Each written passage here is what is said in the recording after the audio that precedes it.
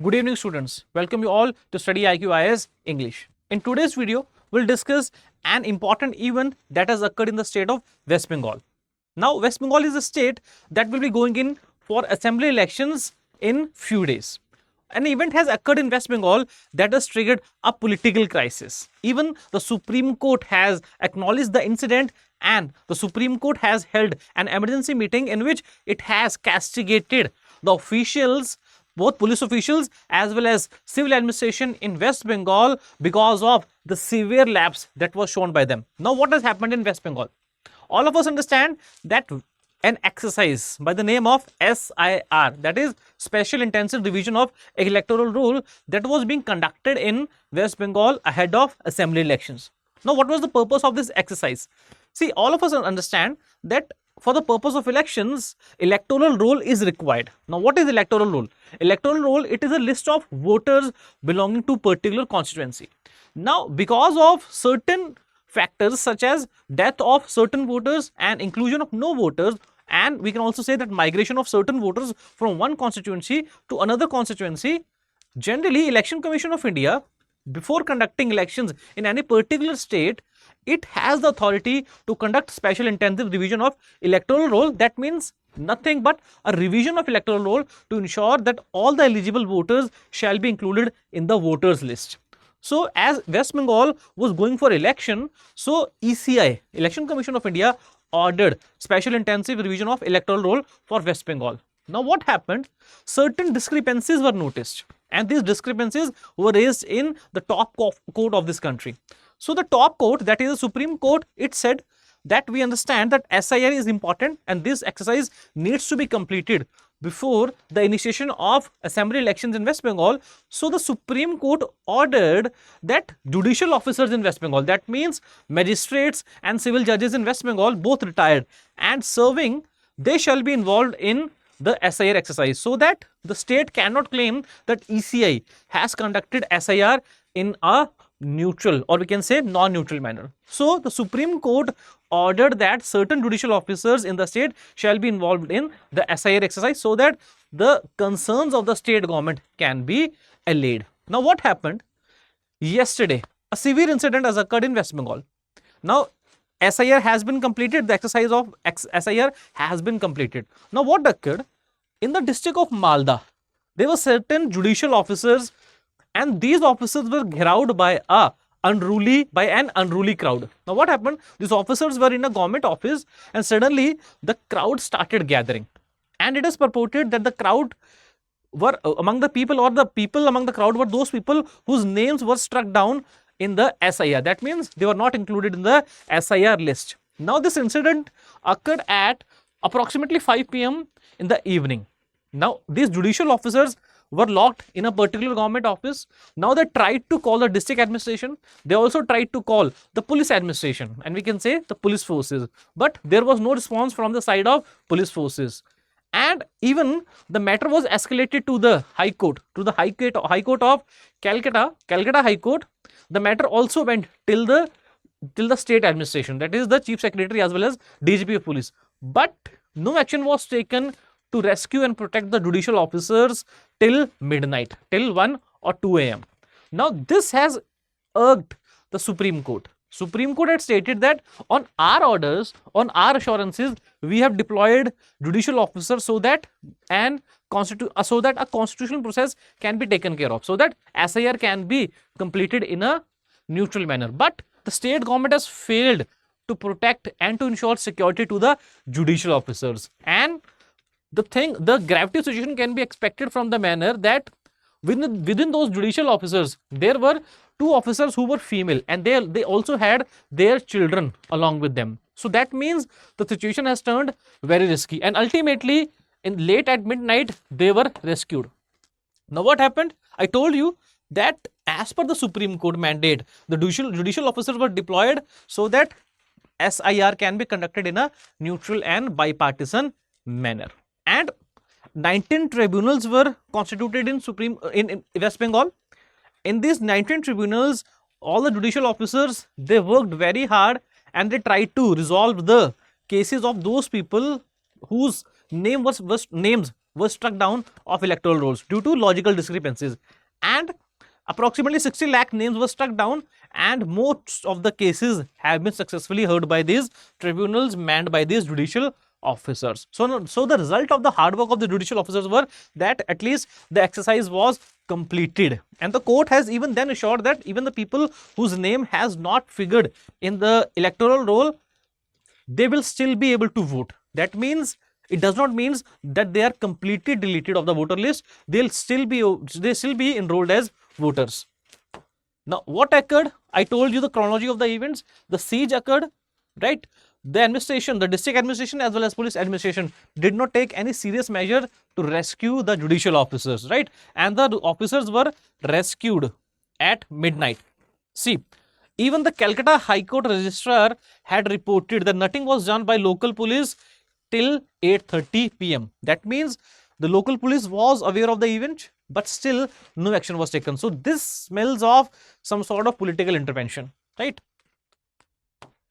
See, now generally in such events, what is the duty? What are the systemic rules? What are the institutional roles that different institutions have to play? So we have police forces. So in this case, the police forces, they should have at least cordon off that particular area. One, they should have ensured the security of the judicial officers. The district collector should have taken a call. He should have issued urgent orders. Even the higher officials like Home Secretary or the Director General of Police, they should have immediately mobilized the police forces. But it has been purported, and even the Calcutta High Court Registrar General have stated that till 8:30 or 9 p.m.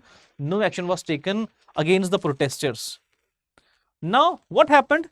When the matter reached the Supreme Court took the cognizance of the matter on an urgent basis. When the matter reached the Supreme Court, now the advocates of the state government, the advocates that were appointed by the state government to represent the state, they stated that we are not responsible for this. Though we holding the state government, we are responsible for law and order in this particular state, but the chief secretary was appointed by the ECI.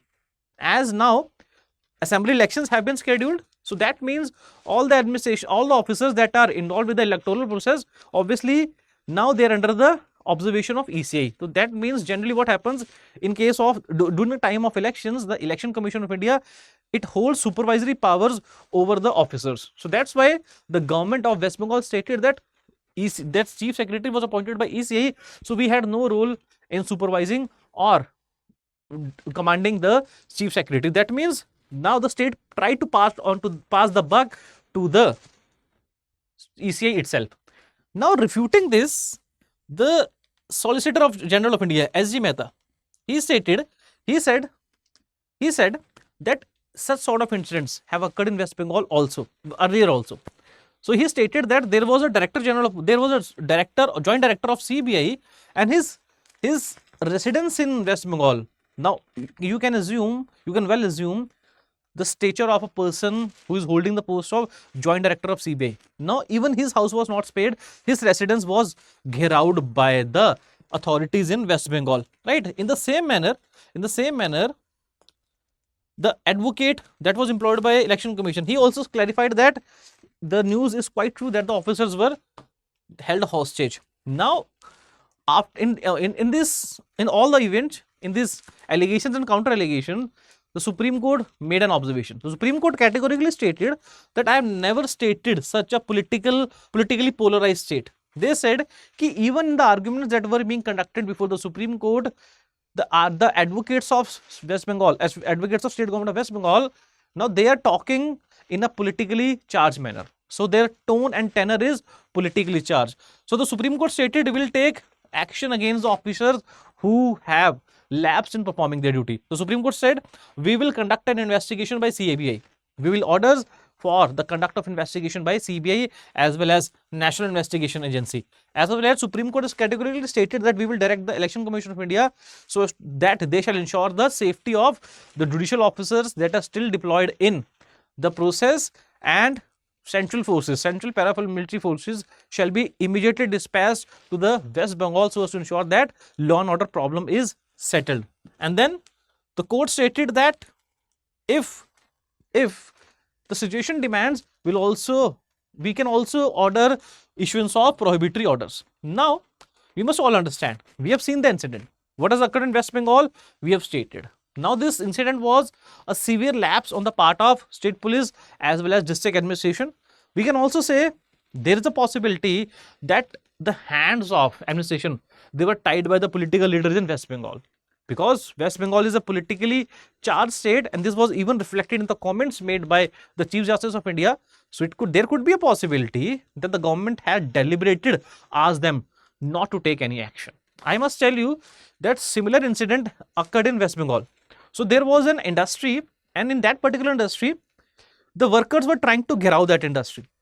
Now, the West Bengal government ordered the police forces, the state police forces, not to take any action against the workers. Now, when the situation reached to a serious level, when the matter escalated, matter went to the Supreme Court, and Supreme Court stated that it is the duty of the state government to ensure law and order, because state government has been mandated by the constitution as well as the Bharatiya Nyaya Suraksha Samhita to ensure that law and order remains in place.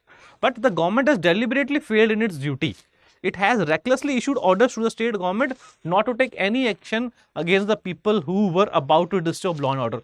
So in that case, court stated such actions are violation of constitutional mandate, as well as this signifies the breakdown of law and order machinery in the state. Now what happens? The constitution makers, they have foreseen these such situations. They understood that there can be a possibility that the state governments, for the purpose of protecting their narrow political interests, they can just move back on their duty to ensure law and order, because obviously the objective of political parties, the primary objective is to win elections, not to maintain law and order. So for this purpose, Article 356 was deliberately inserted in the Constitution. Now, Article 356 specifically states that if there is a breakdown of constitutional machinery in the state, if there is a breakdown of law and order, and the state government fails to ensure proper law and order, if the state government fails to ensure the protection of life and liberty of the people, so in that case, on the recommendation of governor, or even without his recommendation, the president holds the authority to declare that the government in the state cannot be run as per the constitution, and on that ground the president can impose president rule in the state. So court has categorically stated, or we can say the constitution has categorically stated, that Article 356 can be invoked by the president for the purpose of imposing president rule in the state. And once president rule is imposed in a state, obviously it has to be approved by the parliament, both houses of the parliament. That's a separate issue. But once a president rule is imposed in the state, so now in this case, what can happen? The state government can be dismissed by the president. Secondly, the legislative assembly can be suspended by the president, and now the parliament will make laws for the state. So that means if a president rule is imposed in a particular state and it is approved by the parliament, so now what will happen?